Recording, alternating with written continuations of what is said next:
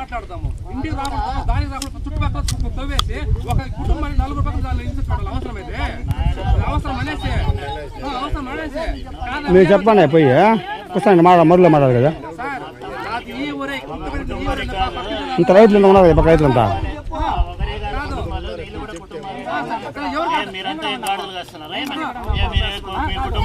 చూస్తాను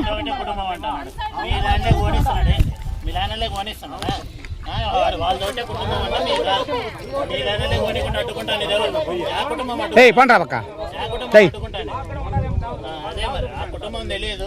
రామకృష్ణ ఇబ్బంది పెట్టచ్చు, ఒక కుటుంబం ఇబ్బంది పడుతుందని చెప్తాను. ఎవరు లేకుండా ప్రశాంతంగా అదే కాదు సార్. అది ఎప్పుడు కానీ ఎవరు యాక్సెప్ట్ చేస్తారు. దయచేసి అర్థం చేసుకోండి. మీరు ఉన్నత అధికారంలో ఉన్నారు కాబట్టి మీరు ఫస్ట్ ఇంటికి మార్గం చూపించి మళ్ళీ నెక్స్ట్ చూద్దాం సార్. మీకు ఏదైనా కానీ అగేన్స్ట్ అడగండి. ఇన్ని రోజులకు అవుతుంది, 3 నెలలు అవుతా ఉండదు. ఇంటికి రావడం మార్గం లేదు. అప్పుడు ఎవరు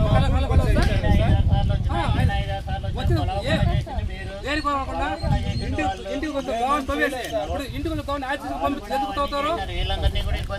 ఎవరు ఇబ్బంది పడతారు? ఎవరు ఇబ్బంది పడతారు?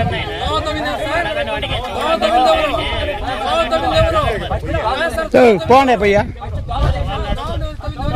ఈ వెనకాల తెచ్చుకోవాలి తల గొర్రెలు మా తలకాయ వచ్చుకొని వాళ్ళే